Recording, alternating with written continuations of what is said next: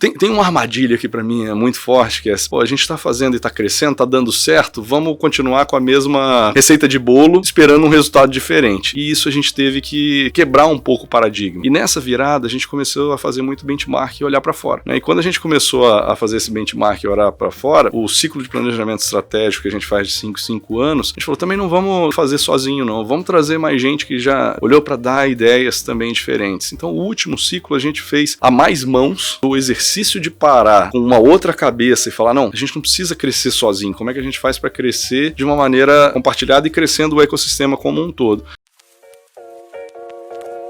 Esse episódio é um oferecimento de V3 Capital e EMEG. Tá começando mais um episódio do Gestor, o seu podcast quando o assunto é gestão prática. Atualmente nós somos o maior podcast de gestão de negócios do Espírito Santo e nós trazemos aqui os maiores gestores capixabas e nacionais e hoje internacional. E a gente sempre aborda de forma prática e aprofundada as melhores práticas de gestão para que você consiga traduzi-las para o seu negócio e, consequentemente, destravar todo o potencial de crescimento do seu negócio. Meu nome é Bruno Rigamonte. Eu sou Gabriel Feitosa, um entusiasta das boas práticas de gestão do empreendedorismo capixaba, e hoje o gestor convidado é Carlos Albuquerque. Ele que é formado em Ciências da Computação, especialista em gestão de projetos pela FGV, tem uma carreira de 14 anos na Inflor, passando pelas diretorias de inovação comercial e assumindo há 3 anos como CEO da empresa. A Inflor, que é uma empresa especializada em gestão de florestas plantadas, é responsável pela gestão de 13 milhões de hectares de florestas plantadas, que dá mais ou menos aí 18 milhões de campos de futebol. É a maior empresa do segmento do mundo, com atuação na Ásia, na África, na Europa e na América. Carlos, muito obrigado por aceitar o nosso convite. Seja bem-vindo ao Gestor. Obrigado pelo convite de vocês. É uma honra estar aqui para a gente tentar compartilhar um pouquinho do que a gente já viveu, já aprendeu da maneira tradicional, já aprendeu tomando porrada, mas espero que a gente consiga contribuir aí para o bate-papo. Com certeza. Fala um pouquinho do core business da Inflor, Carlos, por favor. Vamos lá. Eu brinco que até no ano passado a gente sentou no divã e perguntou o que a gente faz, né? Porque basicamente nós somos uma empresa de TI. A gente tem um sistema voltado, um ERP voltado para a gestão florestal, que pega a cadeia de processo florestal inteira, desde a avaliação de terra até a entrega de madeira na fábrica, no cliente. Mas nesses 21 anos de história, como a gente foi debruçando em cada cliente o que fazer e principalmente às vezes o que não fazer, porque a gente vai fazer, o cliente, os nossos clientes, a maioria deles são bastante pioneiros em processo, gestão, então teve muita coisa que a gente conseguiu ir junto, verificando o que funcionava, o que não funcionava, e nesses 21 anos, dos nossos maiores ativos é esse conhecimento. Então hoje, quando nós somos contratados por uma empresa florestal, a ferramenta é importante, mas ela é quase um como. Né, o know-how desse processo florestal, do como fazer e de como não fazer, é o que é hoje o nosso core business, conhecimento na parte de gestão florestal. Já pegando um pouco o gancho então dessa pergunta, imaginando que vai ter alguém que vai fazer uma exploração nova, né, que envolva gestão de florestas plantadas, etc. Então vocês auxiliam inclusive no planejamento desse novo negócio, eventualmente. Basicamente o que a gente faz, e pegando lá do início, o que a gente trouxe, por exemplo, de conceito. Há 21 anos atrás, a agricultura como um todo era feita de uma maneira bastante diferente e a floresta não estava longe disso. Só que quando a gente fala de uma agricultura tradicional, a gente está falando de um ciclo de produção de 12 meses, 18 meses. Então é mais curto. Quando a gente vai para uma floresta, mesmo aqui no Brasil ou no hemisfério sul, a gente está falando numa floresta de eucalipto de uma cultura de 7 anos. Então quando você fala de algo de 7 anos, se você não trata bem, ou se você não faz o que tem que ser feito no início, você não vai colher lá na frente o que você espera. E aí você entra o conceito de gestão da coisa, né? Como é que eu posso agrupar áreas iguais e como é que eu posso tratá-las fazendo um cronograma ou uma lista técnica, né, do que fazer durante esses 7 anos para ter o que a gente espera no 7, porque se eu não faço, por exemplo, não está gastando o que deveria gastar, eu posso ter uma falsa impressão que eu estou economizando dinheiro, quando na verdade eu estou deixando de adubar a terra, estou deixando de fazer uma operação, e lá no 7º ano eu não vou ter madeira suficiente para implementar na fábrica. Então a gente entra nessa ajuda, né? Como estruturar esse processo, como dar ferramenta para controlar esse processo, para garantir que o seu resultado lá no 7º ano seja o que você espera. Carlos, a gente teve a oportunidade de receber aqui o Alberto, que hoje ocupa um cargo de gestão na Suzano. Eu entendo como um dos clientes da Inflor. Naturalmente, vocês conseguiram evoluir em conjunto com a Suzano, sendo aí talvez um dos principais clientes nesse momento inicial da empresa, né?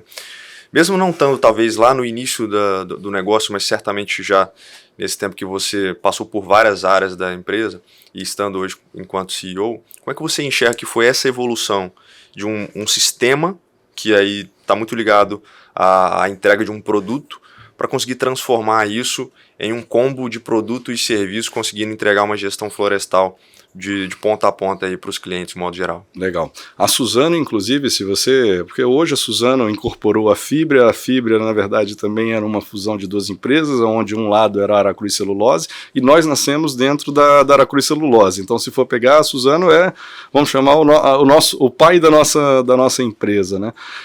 Mas como é que a gente fez isso? A Aracruz Celulose era um player super importante e inovador no mercado.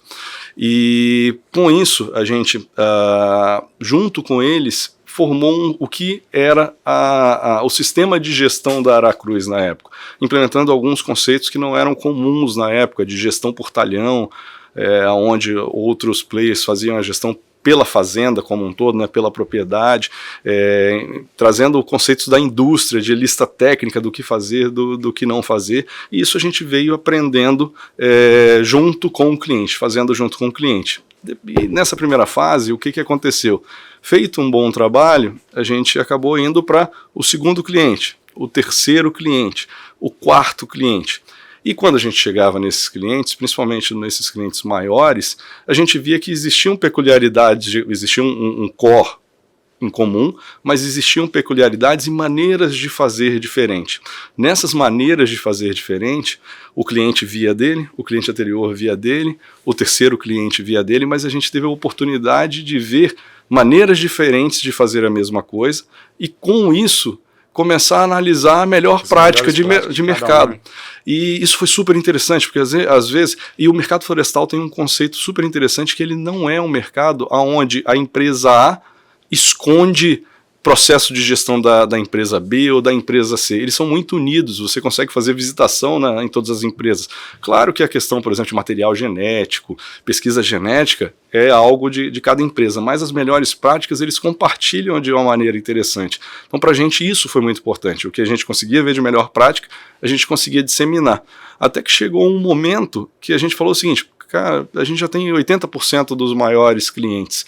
Como é que a gente faz isso agora, cria uma baseline e vai para o cliente médio dizendo o seguinte: cara, você pode ter a melhor prática de gestão dos maiores a um preço mais reduzido com uma implantação mais rápida. A partir daí a gente começou a ser visto como um conhecedor também do negócio. Então foi junto com o cliente, abraçado com o cliente, e a gente tenta fazer isso até hoje. Você diria que essa é hoje a maior vantagem competitiva da Inflor, a inteligência das melhores práticas alinhado ao conhecimento, né, da estratégia de como fazer e suportado pelo que inicialmente foi a fundação da empresa, o sistema de informação para suportar tudo isso? Com certeza. Nós, por exemplo, temos alguns concorrentes no hemisfério norte, mas que eles têm uma barreira de entrada grande aqui para o hemisfério sul, porque primeiro que as nossas florestas são de ciclo curto. Quando a gente fala 7 anos, ainda é um ciclo curto, porque quando a gente vai para, por exemplo, Estados Unidos, que a gente tem clientes lá, tem florestas de 80, 100 anos, 120 anos, mais ao norte dos Estados Unidos ou Canadá. E aí já são florestas nativas. Então, a gente adquiriu um conhecimento e foi instalando uma base que cria não chamo de bloqueio, mas cria um diferencial competitivo de outro concorrente vir aqui para entrar, porque a gente conhece bem esse negócio. E a relação de confiança com o cliente também foi muito importante. Inúmeras vezes a gente entregou projetos sem ter retorno financeiro, pensando na aliança estratégica, pensando no conhecimento adquirido e pensando que aquele player tem um conceito de pioneirismo e poderia fazer uma dupla conosco de criar soluções inovadoras para aquele tipo de processo. Então isso a gente, durante esses 21 anos, a confiança foi fundamental. A gente tem um churn praticamente zero de cliente nessa história, por esse compromisso com o cliente também. Eu entendo que quando você cria um sistema, e aí pegando talvez aí um pouco do que a gente tem de mercado, existe uma dificuldade muito grande de você, quando você está falando de uma empresa muito grande, é uma venda complexa, a implantação acaba sendo também muito complexa, você demanda ali muito tempo, né? A equipe que faz a implantação fica alocada dentro desses clientes também. Como é que foi esse tipo de processo para vocês, assim, né? Vocês já nasceram com empresas aí consideradas no nível enterprise, né? Empresas grandes, e naturalmente você já tem ali alguns desafios que você já tem que nascer meio que grande também, né? Como é que foi essa implantação, essa criação de métodos para que vocês já conseguissem atender aí as maiores práticas e as melhores práticas de mercado também, em termos de compliance, em termos de processo de implantação de um modo geral, visto que essas empresas também acabam tendo processos muito robustos de auditoria, obviamente de conformidade e também níveis de requisitos ali, de sistemas de gestão já muito maduros também, né? Isso é legal porque conta um pouco até da história da Inflor mesmo, né? Dos momentos. O primeiro momento que a gente surfou na onda das florestas aqui na América Latina como um todo, porque teve um investimento muito grande em plantas de celulose, tanto aqui no Brasil quanto Uruguai, Paraguai, que está tendo agora, mas foi na linha é quase um tailor-made, né? A gente fez o primeiro cliente, a cara do cliente, fez o segundo, fez mais uma mexidinha. E naquela época acabavam que a Inflor era contratada pelas pessoas, porque João, Maria, José fez aquele projeto, conseguiu um conhecimento e vem para cá. Só que isso não nos dava escala.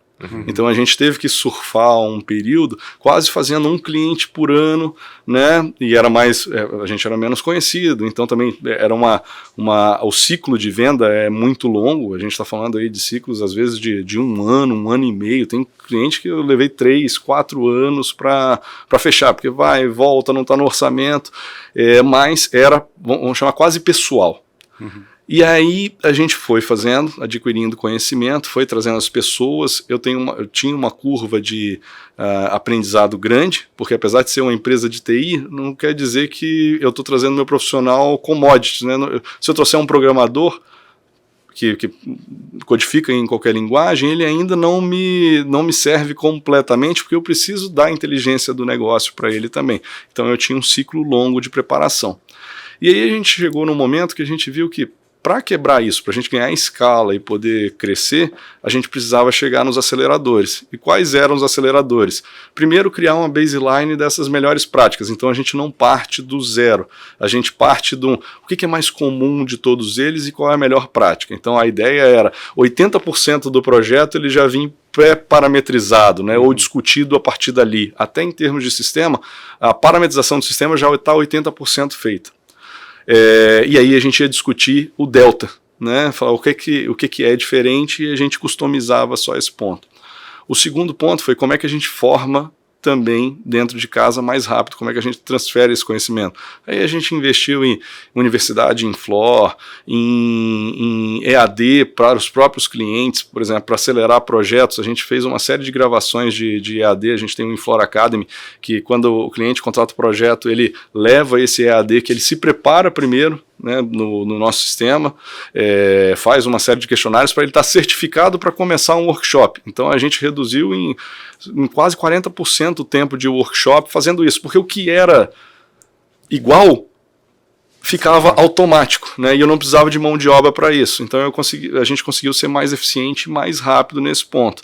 E aí veio a pandemia, né, da questão que todos os clientes, a gente precisava estar lá presencialmente. E veio a pandemia e todo mundo falou, e agora? Né? E a gente também, e agora? Porque a gente sempre fez presencial. E foi uma forçada, né, para o digital. Os clientes não poderiam parar, a gente não poderia parar, e a gente começou a mexer um pouco nessa metodologia de como fazer esses workshops de maneira virtual, etc. Hoje, 90% dos nossos projetos são feitos inteiramente remotos. Foi algo que para a gente foi super interessante, para o cliente foi super interessante também, que baixou o custo logístico, e a gente está conseguindo ser mais rápido e mais eficiente. Pegando esse gancho, eu entendo que vocês têm ali o sistema de vocês, mas naturalmente esses clientes que vocês já estão entrando, eles já são de um porte relevante, naturalmente eles já têm outros sistemas ali para fazer todo o gerenciamento do negócio, né? O que vocês enxergaram como sendo estratégico, exatamente tendo essa perspectiva, para que vocês conseguissem plugar o mais rápido possível ou conseguir parametrizar, fazer essa junção do sistema de vocês com outros sistemas que esse cliente já tinha também? Legal. O segredo aqui foi o seguinte, por exemplo, pelo porte, a maioria dos nossos clientes já utilizavam ERP, né? Os enterprises, principalmente SAP. E eles faziam uma gestão de controladoria e contábil ali, e alguns deles tentavam fazer a gestão florestal ali dentro.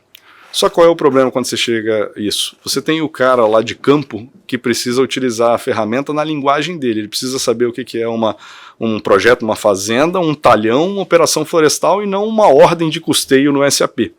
E aí a gente entra. Na verdade, ele usa o nosso sistema com a linguagem florestal e nosso sistema pega essa complexidade quando eu aponto uma adubação, um insumo, um NPK lá no campo e transformo isso numa ordem de custeio no SAP.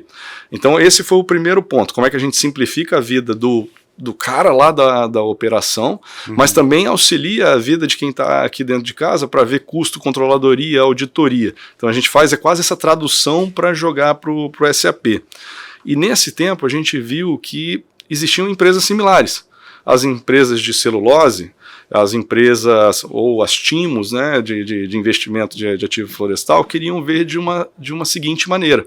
Então a gente criou pacotes de interfaces, por exemplo, para empresas de celulose.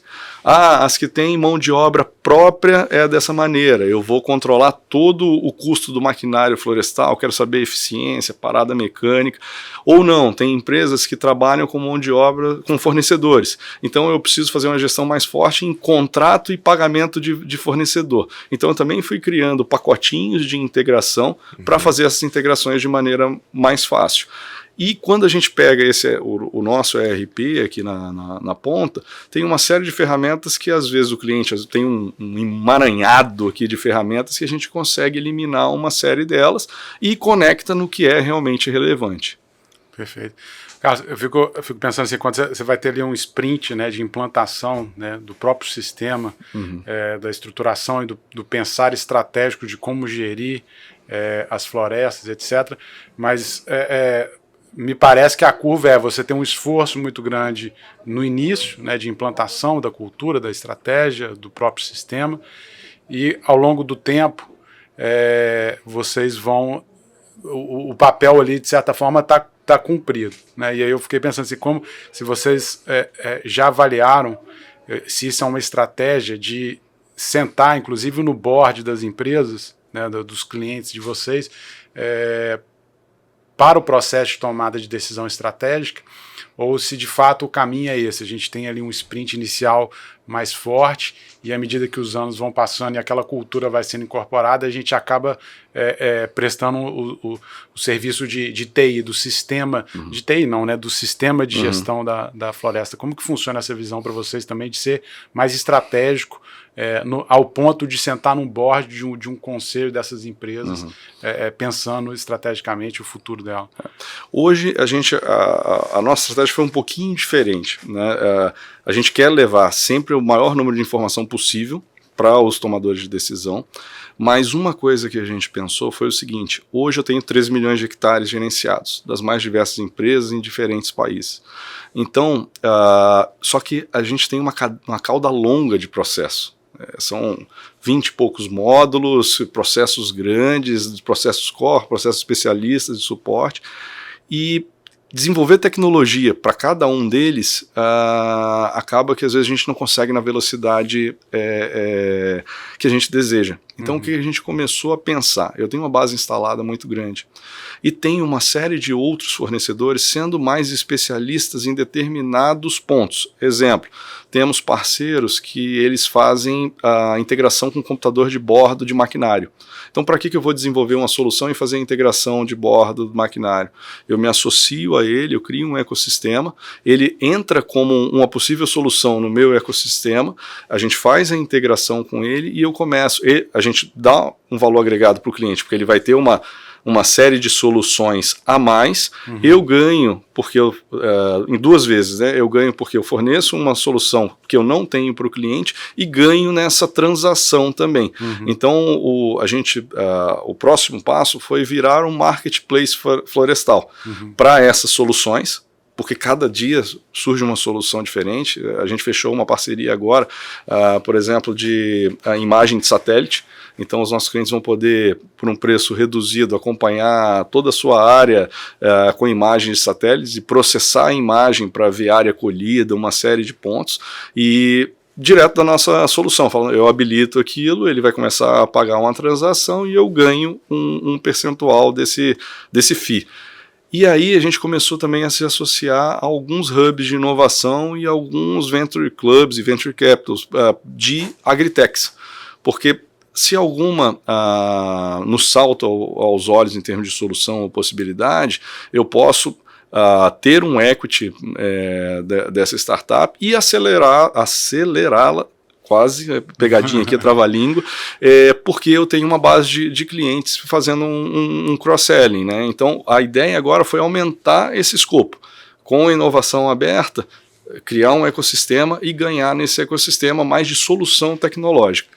E quando que você olha para esse negócio, para esses parceiros e faz o movimento de eventualmente fazer uma proposta de incorporá-lo de fato, né, de comprá-lo, fazer um M&A e incorporar essa tecnologia? Já aconteceu? Como que funciona esse? A gente nunca, para não dizer que foi feito, na verdade eu vim de uma empresa que a gente adquiriu, que a Inflora adquiriu 40% dela em 2008. Nós tínhamos soluções que tinham sinergia. A empresa de que eu vim tinha uma solução de investimento social privado, que está muito ligado, né, qualquer tipo de impacto que você faz em produção, e as empresas florestais causam impactos positivos e negativos, mas numa área muito grande. Você pega a Suzano, são 2 milhões de hectares somente a Suzano aí de área. Então impacta vizinho, positivamente e negativamente, e essa empresa tinha uma solução para tratar esse impacto e para fazer o relacionamento com a comunidade. Então foi feita uma aquisição inicial de 40%, eu vim junto com essa empresa e mais para frente foi feito um encontro de contas e uma fusão completa. Então existe, foi feito, mas hoje a gente criou uma diretoria específica para isso, para tratar de alianças e possíveis M&A. Eu vejo essa movimentação aqui no estado do Espírito Santo, principalmente. Muitas empresas começaram a se movimentar para esse conceito que seria talvez um corporate venture capital, né? De você conseguir ali enxergar potenciais empresas que vão agregar valor em relação ao meu negócio principal e que eu consigo eventualmente, por já estar inserido em alguns clientes, fazer exatamente esse cross-selling que você comentou. Mas como é que é esse processo de vocês hoje? Isso já está muito bem estruturado? Eu entendo que houve um determinado momento, e aí eu não sei se foi casado ali com a pandemia, em que a empresa começou a repensar a forma de atuação, métodos internos mesmo de gestão de equipe, gestão de processo, e até mesmo de se posicionar para o mercado para poder estar aberto a esse ambiente de inovação. Como é que vocês começaram a vislumbrar isso e como é que foi essa virada de chave? Foram basicamente dois fatores. Em 2019, assumiu uma nova diretoria, um novo corpo executivo. Já numa transição de gestão, nós tínhamos os 4 sócios fundadores que estavam dentro da empresa, então eles foram para o conselho e assumiu uma nova gestão com uma nova cabeça, continuando tudo de bom que foi feito, mas tentando pensar um pouquinho diferente. E nesse pensar um pouquinho diferente dentro de casa, eu brinco assim que a gente não é uma empresa familiar, mas a gente é uma empresa familiar, né? Então tinha como a gente Tem uma armadilha que para mim é muito forte, que é, pô, a gente está fazendo e está crescendo, está dando certo, vamos continuar com a mesma receita de bolo, esperando um resultado diferente. E isso a gente teve que quebrar um pouco o paradigma. E nessa virada a gente começou a fazer muito benchmark e olhar para fora. E quando a gente começou a fazer esse benchmark e olhar para fora, o ciclo de planejamento estratégico que a gente faz de 5 anos, a gente falou, também não vamos fazer sozinho, não. Vamos trazer mais gente que já olhou para dar ideias também diferentes. Então, o último ciclo a gente fez a mais mãos, né? Nossa, mesmo na empresa envolvendo mais gente, também trazendo a consultoria de fora para metodologia, para processo, e esse ciclo, junto com o rebranding que a gente trabalhou também no ano passado, de sentar a empresa no divã e falar, somos uma empresa de TI, somos uma empresa de consultoria, nos abriu muito os olhos, esse exercício. Não é nem simplesmente se a consultoria ajudou mais ou menos, mas o exercício de parar com uma outra cabeça e falar, não, a gente não precisa crescer sozinho, como é que a gente faz para crescer de uma maneira compartilhada e crescendo o ecossistema como um todo. E aí também veio a pandemia foi outro ponto que nos fez repensar formas de fazer. Então nesse ponto a gente teve esses insights, a gente tem uma empresa bem posicionada no mercado, né, com um market share interessante de clientes, como é que a gente faz para acelerar isso? Então surgiu daí, como é que a gente cresce sem ser simplesmente com nossas pernas, como a gente fez nos últimos 19, 20 anos. Então a gente já começou a fazer isso, hoje a gente tem 21, né, nesse último ano, mas está engatinhando ainda, aí falando da questão do Corporate Venture Capital, a gente criou essa diretoria que está montando esses processos, e o que a gente fez, até o processo de busca desses leads, né, que não deixa de ser um lead de parceria, a gente está estruturando. A gente pegou quem a gente já fazia negócio, né, já conhecia, mapeado até pelos próprios clientes, porque como a gente tem uma relação muito próxima com os clientes, falou, olha, tem solução já para isso que eu uso, tem solução já para isso que eu uso, se vocês juntarem vai ser excelente. Então a gente começou por aí, qual é a maneira mais simples da gente chegar lá? E aí a gente está estruturando o processo, porque aí vem processo, orçamento, quais são as teses de investimento, né, que a gente vai seguir e daí para frente. Tem alguma área específica que vocês estão mirando dentro do planejamento estratégico de acelerar novos projetos? Ou... Não vou dizer que tem uma prioridade. Na verdade, qualquer tipo de solução que agregue valor ao nosso cliente, a gente está de olho. Mas tem uma que a gente olha com mais carinho, que é a questão, por exemplo, não digo nem com mais carinho, porque a gente vê que isso é algo que não tem volta, que é a questão do crédito de carbono propriamente dito. É um mercado, por exemplo, que tem alguns estudos que os mercados futuros de crédito de carbono na Europa, os 3 maiores, já valem 260 bilhões de dólares. Aqui a gente está engatinhando, porque o Brasil, em termos de legislação, ainda não se resolveu, né, no mercado de carbono. A gente só tem o mercado de carbono voluntário, que está começando, se não me engano, em 2021 a gente teve 17 milhões ou 25 milhões de dólares transacionados, o que é ínfimo. No mundo, eu acho que foi cerca de 1 bilhão, mas é um mercado que não tem volta. Cada vez vai ser mais, vai ser criado maior legislação, a economia como um todo, os consumidores estão apertando por isso, e a gente está num nicho, né, que é fantástico, trata justamente disso. Então, a gente tem estudado algumas startups que trabalham com marketplaces de crédito de carbono, outros parceiros de serviço para certificação de projetos de crédito de carbono. Então, é um tema que a gente olha com bastante carinho. Você citou Europa, por exemplo, e muito se tem falado sobre a questão de ESG, enfim, e obviamente o trabalho que vocês fazem, os clientes de vocês estão diretamente conectados a muito do que talvez a Europa tem se posicionado e talvez teve que voltar um pouco atrás em relação à utilização de, por exemplo, de energias 100% renováveis, e acabaram tendo que voltar um pouco para a utilização de energias de base fóssil, né, não renováveis, enfim. Como é que vocês têm vislumbrado esse tipo de movimentação a nível mundial em relação a como que é possível implementar essas práticas que se tem falado de ESG, mas que isso possa também gerar resultado para os acionistas, enfim, gerar resultado não apenas dos aspectos sociais, enfim, de ambientes e governamentais, mas que isso possa ter um reflexo de fato em lucratividade para o negócio. Eu acho que você chegou no ponto. Para qualquer coisa funcionar, ela tem que dar algum tipo de resultado financeiro, né? Então aí envolve legislação, envolve algumas obrigatoriedades, mas principalmente que seja montado uma maneira que seja um negócio viável. É a mesma coisa, por exemplo, do manejo de nativas no Brasil, que ainda é algo que não decolou. A gente tem países como a Áustria, que metade do país é coberto, por exemplo, de floresta. Dessas florestas, aí são mais ou menos 4 milhões de hectares, dessas florestas 15% são improdutivas, o resto, 56% são de pequenas propriedades, porque lá se permite o manejo dessas florestas de uma maneira mais flexível, desde que respeitado os fatores socioambientais da floresta. E não é nada, a Áustria, se não me engano, é o maior, ou um dos 4 maiores exportadores de madeira serrada da Europa. Então a gente tem que olhar, claro que lugares diferentes, tipos de florestas diferentes, a gente tem que adaptar alguma coisa, mas tem que fazer algo que seja economicamente viável. Na questão do ESG, apesar que esse é um nome novo, mas é um conceito assim, bem antigo, né?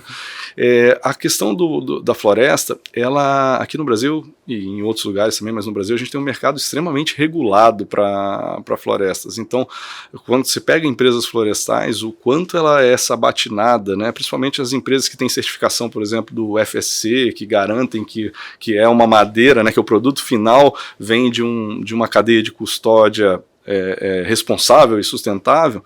É uma empresa que realmente olha para isso, desde da rastreabilidade da madeira até lá a ponta de onde ela veio, da fazenda do talhão, até as práticas sociais, o que você fez de impacto. E é um mercado que também para crédito de carbono é um mercado que ele já olha para isso aí. Então a gente já está inserido em um mercado que é exemplo. Eu acho que a agricultura como um todo no Brasil é algo que é exemplo para o mundo. Se tem uma coisa que a gente pode falar que deu certo no Brasil, que dá certo no Brasil, é a questão da agricultura. A gente precisa pegar um pouquinho desses exemplos e ir para outros mercados, né? Aqui dentro a gente já tem muita coisa feita que tem que ser referência. Essa questão do ESG, eu acho que pegando a linha um pouco que você falou, nada mais sustentável do que uma empresa lucrativa, né? Então, e eu vejo hoje a Europa, conversei hoje com um amigo meu do leste europeu, que fez um exercício, claro que tá acontecendo, mas de mudança da matriz energética, e agora eles estão preocupados diante da guerra, né, na Rússia e na Ucrânia. Como é que vão ficar? Como é que vão ficar sem o abastecimento do gás russo, ou seja, estão preocupados realmente com... Você pode ter um problema seríssimo aí de não conseguir aquecer as casas por falta de insumo, né, de gás, etc. Então, porque às vezes a gente coloca essas perguntas porque, igual você falou, ESG sempre existiu, governança sempre existiu, preocupação social com o meio ambiente. Agora parece que ficou um pouco em voga, né, assim, o tema. E às vezes a gente até acelera de uma forma apressada esse tema, né? Então tem que ser sustentável no final do dia, né? Senão, porque essa questão do timing é muito importante, né? Você falou, normalmente para você mudar qualquer matriz energética você precisa de muita pesquisa, você gera tecnologia, mas que às vezes não é viável por escala. Então como é que você dá essa escala, como é que você cria esse investimento? A questão do crédito carbono não deixa de ser um financiador para isso, né? Você está pegando empresas que de alguma maneira já fazem algo mais limpo para o meio ambiente, né? E quem polui cria ou compra esses créditos de carbono aqui para alguém, e isso acaba financiando um pouco essa mudança da matriz energética. Mas não é tão simples assim, não é só dinheiro. Bom, você fala de carro, hoje a gente tem a maioria dos carros a combustão, mas você vai pro carro elétrico. Tá, e toda a cadeia em volta, né? Mecânico, todo mundo que está envolvido naquela cadeia, como é que você recicla ela toda para que você não falte peça, não falte mão de obra, não falte... Então, essa mudança é muito ampla, não tem como ela acontecer de uma hora para outra, E é isso, esse cronograma, esse timing é de extrema importância, senão a gente pode... E tem... Atropelar alguns. Atropelar, e tem eventos como esse. É. Uma guerra surgiu, e aí, como é que vai atrapalhar? Qual é o plano B para isso? Uma pandemia, e daí para frente. Né? Então... Ainda no mercado do Green Bond, né? Como que a Inflor poderia assessorar? Não sei se faz sentido a pergunta que eu vou fazer agora, mas eu vou fazer do mesmo jeito. Imagina, a Águia Branca tem uma reserva enorme, né, nas montanhas, e ela olha para esse mercado e fala, tá, eu quero entrar nesse mercado, quero gerar crédito de carbono. Né? São florestas que não são, né, eu imagino que seja uma característica muito diferente das florestas de eucalipto, né, florestas nativas ou reservas, enfim. Como que a Inflor poderia atuar nesse mercado, né? Supondo que, por exemplo, o Grupo Águia Branca quer investir e entrar no mercado de crédito de carbono? Nesse mercado a gente acaba atuando nesse ecossistema. Né? A gente tem se filiado a algumas parcerias, inclusive de estudos de projetos de crédito de carbono, porque o crédito de carbono não é tão simples. Né? Eu tenho uma área e isso vai gerar tanto crédito de carbono, porque isso influencia qual tipo, qual espécie, o que você tinha antes nessa área. Era uma área degradada e que foi plantado floresta, então também o cálculo é outro. Então, como é que a gente está se preparando para auxiliar? Tem alguns parceiros, tanto nacionais quanto internacionais, que já atuam na questão do estudo de viabilidade do crédito de carbono para determinadas áreas, que podem ser contatados a partir da gente. Então a gente faz esse meio de campo. Da mesma maneira, uma coisa é a originação desse projeto e a realização desse projeto. A outra coisa é como é que eu pego esse crédito de carbono, certifico e levo para o mercado. Já é um outro parceiro. E aí a gente tem, é muito novo, inclusive para a gente, e por isso que a gente está nesse conceito de tentar trazer soluções. A gente está avaliando, por exemplo, uma startup que ele está montando um marketplace disso, uma série de especialistas, onde ele cria isso e facilita tanto a originação quanto a venda. Agora, é muito novo para todo mundo, ainda é algo que passa por toda essa avaliação. Eu queria entrar num ponto que, quando a gente fala de terras produtivas, naturalmente a gente começa a ter um pouco da compreensão da dinâmica que a gente tem de aumento populacional. Consequentemente, se a gente está falando de um aumento populacional que demanda, por vezes, mais terras, ou, enfim, tem um pouco dessa demanda por áreas produtivas, ou de que áreas que, num determinado momento, eram reservas ou não, mas que há um pouco desse avanço, talvez aí de um ambiente um pouco mais urbano, enfim. Como é que vocês avaliam, por exemplo, esse crescimento populacional, o aumento de custo de terras também, e como é que isso impacta aí as áreas produtivas dentro do mercado em que vocês atuam, por exemplo? Isso é algo que impacta de N maneiras, né? Porque se você aumenta o valor da terra, você acaba aumentando o valor do metro cúbico de madeira e consequentemente a commodity também vai lá para cima. Então parte disso é custo que acaba indo pro final mesmo. Outros pontos é como é que a gente aumenta a produtividade daquela área, como é que a gente faz mais com menos para tentar minimizar esse impacto. Muita coisa também que tem sido feita pelas grandes empresas é o trabalho que eles chamam de fomento florestal. Ao invés de você adquirir aquela terra, você faz uma parceria florestal com o proprietário, onde ela dá tecnologia, dá conhecimento e às vezes até faz a operação. Mais do que um arrendamento, né? E aí depende do porte de cada produtor rural, porque tem produtor rural que faz o plantio e tem um contrato de venda futura de madeira. E aí você faz quase um sócio, né? Uma parceria florestal mesmo. Outros não trabalham com arrendamento. Mas o principal é ganhar produtividade, realmente gastar menos e de tudo, né? Desde insumo, com, por exemplo, aplicação de defensiva agrícola com drone para gastar menos, ter menos gente no campo, ganhar produtividade para esse impacto do aumento de custo de terra não chegar no produto final. Carlos, o fato do Brasil estar na vanguarda, vamos dizer assim, na agricultura, na questão do próprio cultivo florestal, por exemplo, de eucalipto, etc., isso ajudou a Inflor no projeto de internacionalização dela? Como que foi esse peso do selo Brasil para a Inflor conquistar o mundo aí? Foi fundamental.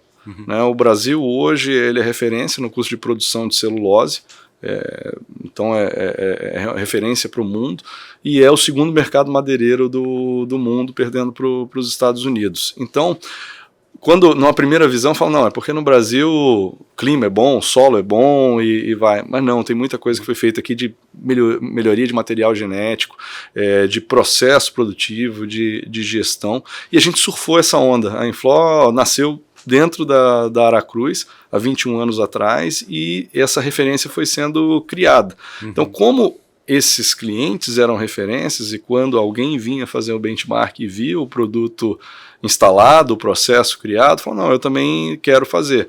Então, a gente teve um período de internacionalização que começou lá em 2007, 2008, quando a gente foi para o Uruguai e para a China, e hoje a gente já tem clientes Uruguai, China, Argentina, Chile, Paraguai, Colômbia, Portugal, Moçambique e Estados Unidos. Então isso a gente foi criando, e agora a gente está fazendo uma frente mais forte para o mercado americano, apesar de já termos clientes lá, mas para crescer, porque é o maior mercado madeireiro do mundo. Perfeito. Quando a gente olha para o mercado interno de celulose, a gente entende que tem aí uma possibilidade de crescimento muito forte, até com projetos já até anunciados. Né? Como é que vocês enxergam essa competitividade que vocês já têm, essa vantagem competitiva que vocês já têm em relação a isso, exatamente para esse crescimento?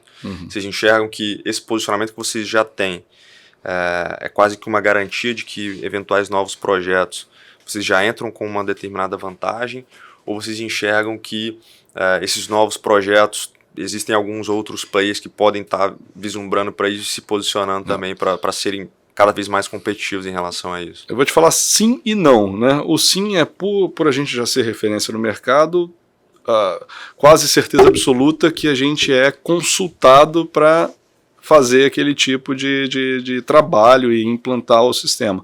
Mas o não, que esse posicionamento, porque a gente está numa área de TI, né? A gente tem startup sendo criada a cada momento. Então, se a gente não estiver evoluindo, ficando mais rápido, mais eficiente, dando novas soluções, para a gente perder esse processo, né, perder esse caminhar, também é muito, muito rápido.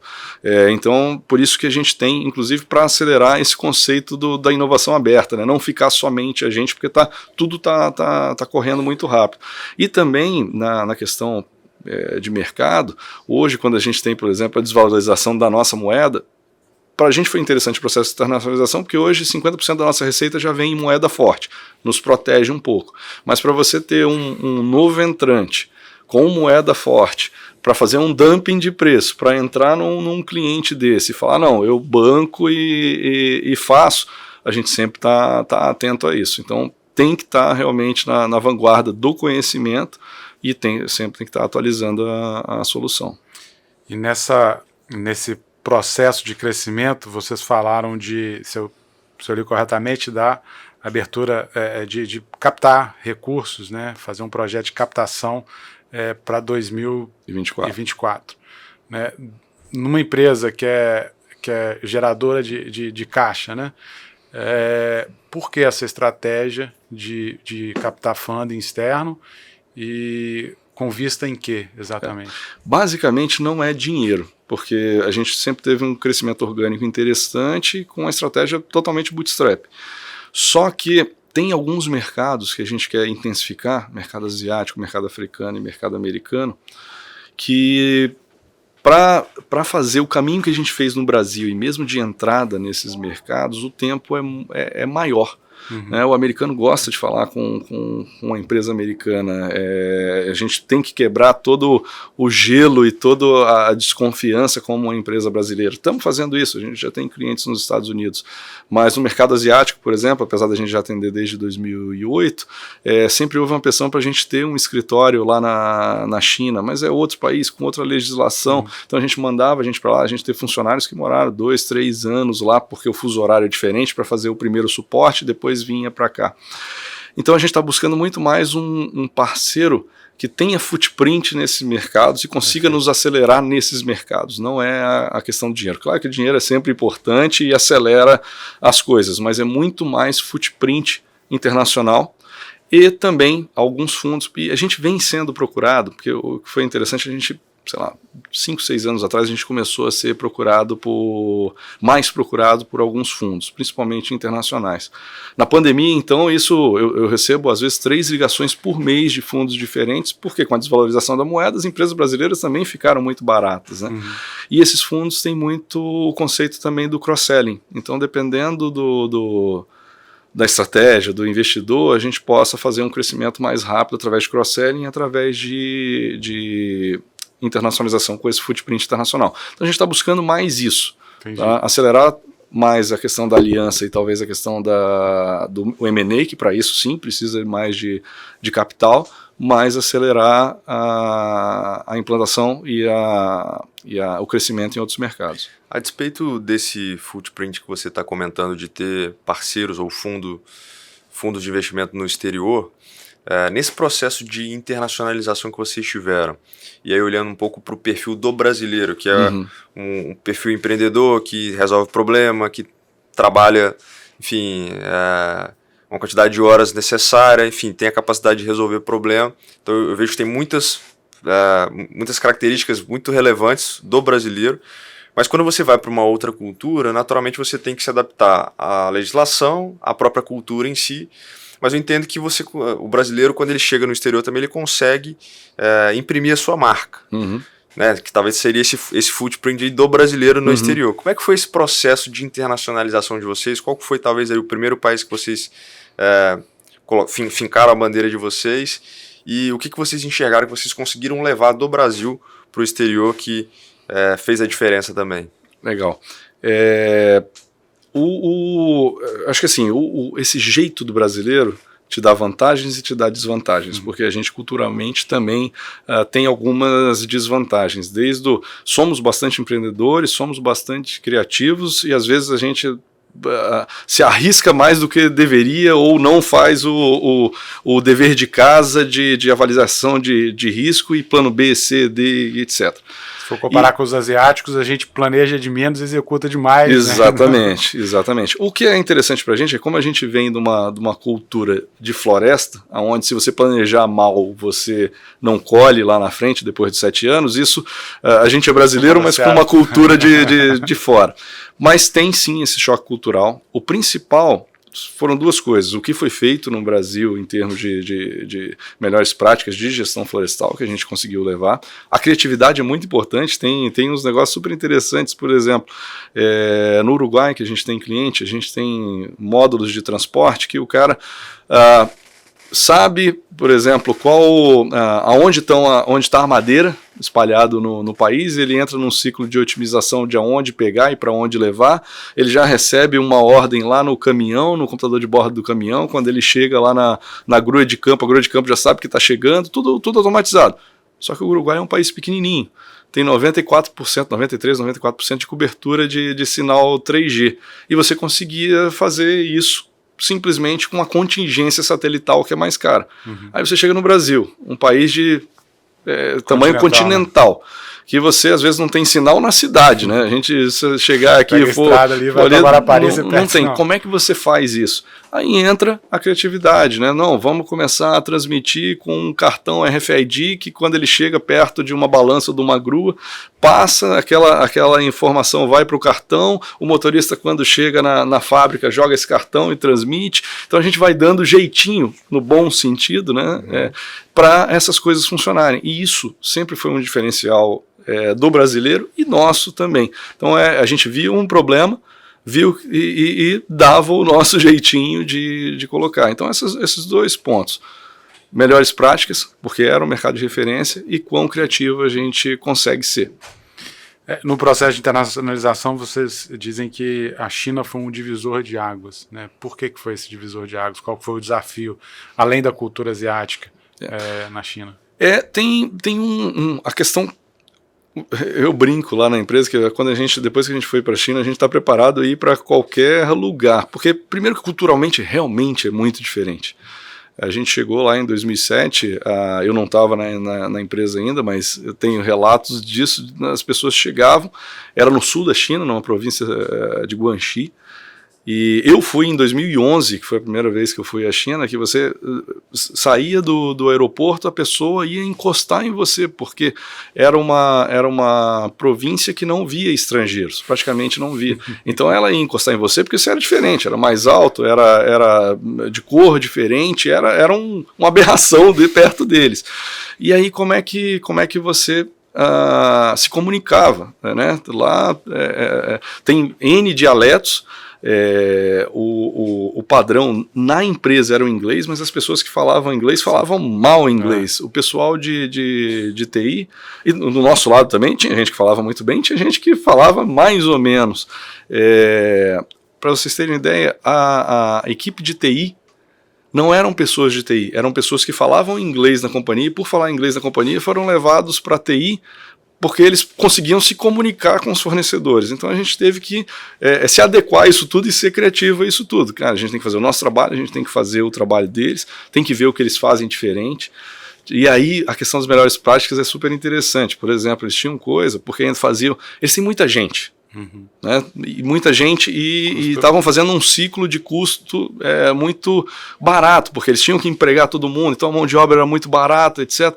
Então tinha coisa aqui que a gente fazia, por exemplo, com melhores práticas, quando a gente quer saber quanto de madeira tem um caminhão, é feita uma amostragem. Né? Na verdade tem N métodos, você pode fazer por escaneamento a laser, que aí você tem um senso, você pode fazer por amostragem, que você tira algumas toras, joga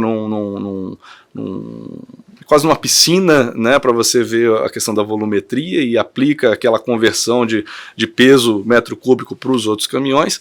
E quando a gente chegou na China, a gente estava discutindo isso, o cara falou, não, como é que é feito? Não, é medido tora a tora. Como? Para todo caminhão você mede tora a tora?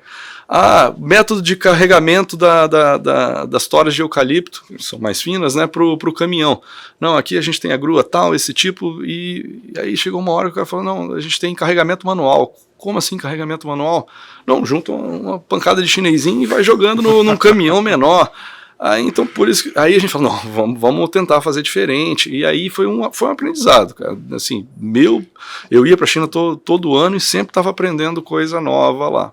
Imagino que uma oportunidade de colocar produtividade nessas operações fantásticas. Exatamente. Também, né? Porque se o cara está usando mão de obra para carregar, imagina as possibilidades de ganho de produtividade. Exatamente. Não sei se era o objetivo, como você falou, do governo, porque queria empregar todo mundo, então se eu colocar uma máquina, né? Mas, sempre tem esse contraste, mas como a empresa também era uma empresa internacional, ela queria pegar o objetivo de nos contratar foi esse: traz uma empresa que já tenha esse conhecimento e coloca aqui para a gente fazer a operação aqui da China funcionar como lá no Brasil.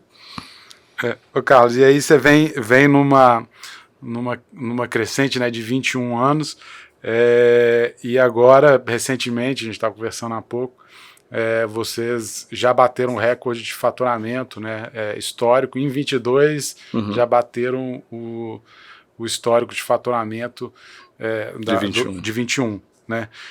E dentro da sua fala, se eu entendi corretamente, quando vocês mudaram em 2019 a diretoria e lá fizeram o planejamento de 5 anos que vai até 24, né? A gente começou, mas o planejamento foi feito em 2021 até 2026. Perfeito.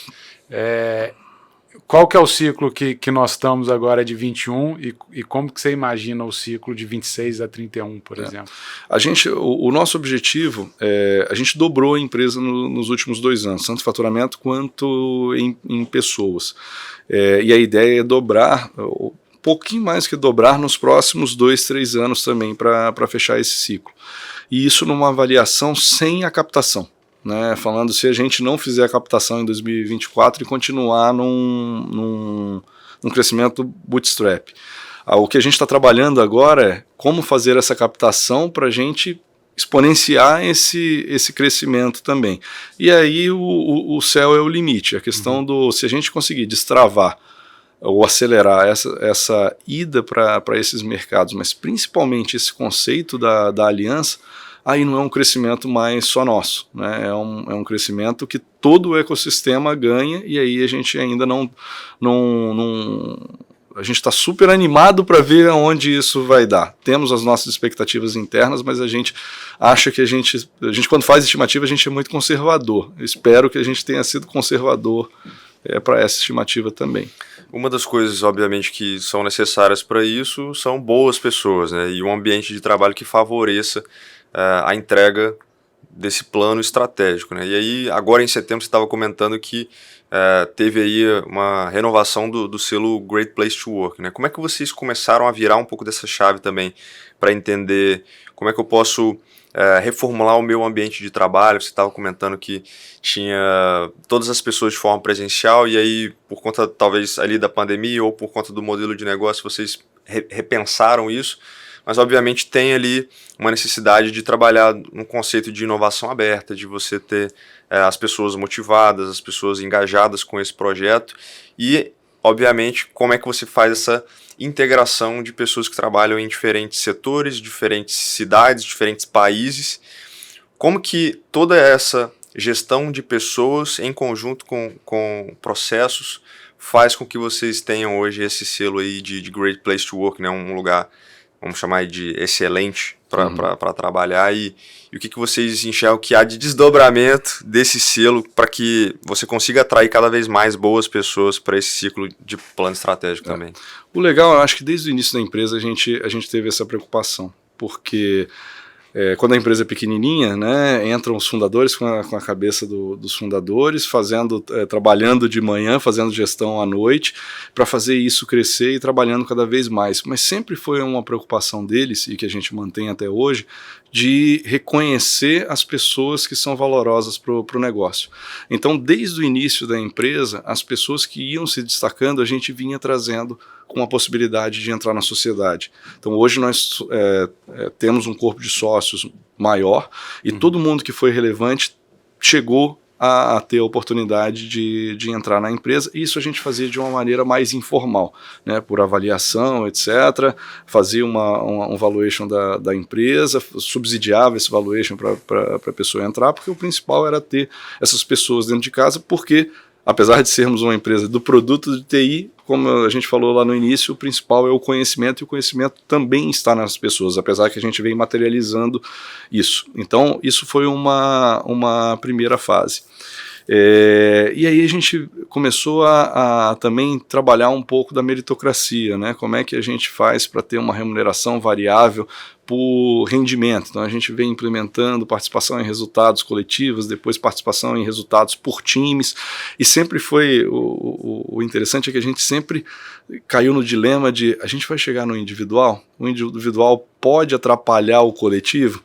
Então toda vez que a gente ia do individual para o coletivo, a gente sempre pesava o que não a gente queria atrapalhar o coletivo. Então a gente vem implementando, vem fazendo alguns testes, mas vem colocando essa cultura e que sempre funcionou bastante bem. Por hora, a gente também, por exemplo, está implementando um programa de partnership, porque essa questão a pessoa se destacou, a gente faz uma proposta, era feito de uma maneira mais informal. Uhum. Claro que consensada pelos sócios, então, mas agora a gente está implementando isso e criando realmente uma estrutura de partnership formal na empresa para continuar e acelerar essa cultura de trazer as pessoas para vestirem a camisa. Fora isso, mesmo para os colaboradores, essa cultura da oportunidade, como a empresa veio crescendo, também foi super interessante. Hoje, 2 diretores foram estagiários da empresa há 18, 19 anos atrás. Então tem essa cultura do crescimento e valorização interna. A pandemia foi outro momento que foi super interessante, né? Abre aspas, super interessante, porque a gente teve que mandar o pessoal para casa, 17 de março, se não me engano, o início não, acho que foi decretado dia 19, a gente mandou dia 17, mas a gente mandou dia 17 até para fazer teste de infraestrutura, se a infraestrutura ia aguentar o pessoal em casa, se não 2 dias depois, tá valendo. Mas havia uma preocupação, como é que essas pessoas iam trabalhar em casa? Então a gente começou a avaliar, fazer pesquisas mensais de o que está dando certo, o que está dando errado. Falta ergonomia, manda cadeira, manda uma estrutura, como é que essas pessoas vão trabalhar? Está faltando internet, ajuda na internet. Período de mais calor, a gente vai fazer algum tipo de benefício para auxílio, energia e etc. Porque a empresa teve, como as pessoas foram para casa, a gente acabou também começando a diminuir o escritório. Então a gente também tinha um ganho em termos de custo fixo nisso. Por que não usar esse ganho também para ajudar todo mundo a ter um conforto maior para trabalhar em casa? E isso foi muito bem avaliado também pelos colaboradores. Eles conseguiram verificar a preocupação que nós tínhamos com eles e vice-versa. E aí foi esse sentimento de pertencimento e de acolhimento foi bastante sentido, e foi no período que a gente fez a primeira certificação do GPTW. A gente não tinha pretensão de ser certificado já no primeiro ano, a gente foi certificado já no primeiro ano, foi uma conquista super interessante. No segundo, a gente fez de novo, né, porque tem que recertificar todo ano, a nossa nota cresceu e cresceu bastante, e com essa nota a gente entra a gente sempre tenta, quando você faz a certificação, você tem uma pontuação e é avaliado num ranking estadual e nacional. E a gente recebeu a notícia hoje que a gente está entre os 10 melhores empresas GPTW do Espírito Santo. Que bacana. Ainda não sei o ranking, porque ainda não saiu oficialmente, mas a própria GPTW já nos informou que a gente está entre os 10. E isso a gente tenta fazer uma melhoria contínua, e por outro motivo também, tem toda essa questão do auxílio, mas a pandemia também veio para tirar a barreira física, como você colocou. E algo que a gente não tinha anteriormente, que era um turnover de funcionário, a gente começou a ter. Por quê? Entraram mercados com moeda forte, Portugal, a gente perdeu gente para Portugal, para os Estados Unidos, onde a pessoa começava a ganhar em euro e em dólar trabalhando do Espírito Santo, sem problema de ter vistos, sem problema de ter um custo de vida maior. E aí o primeiro momento a gente começou a ter um turnover que a gente nunca teve.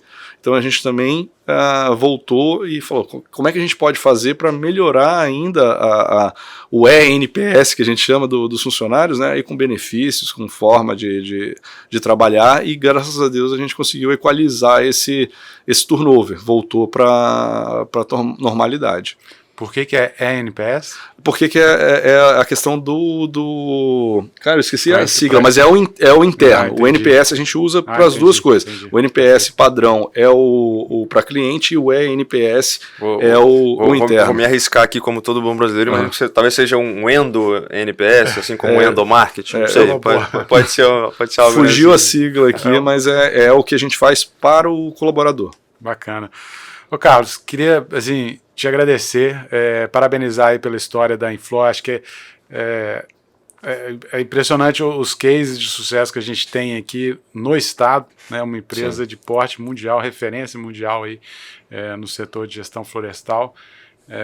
E acho que um pouco da nossa missão é essa, mostrar esses cases de sucesso, uma história de 21 anos que está aí eu diria que está começando, né? Só o começo, né? Tá no primeiro ciclo da floresta ali, de uma floresta de centenária. Não deu nem três ciclos de plantação de uma floresta aí, então tem todo um caminho aí pela frente. Desejar sucesso aí à frente da Inflor. Parabéns pela história que vocês estão construindo, e obrigado por ter aceitado aqui o convite. Obrigado a vocês novamente pelo convite.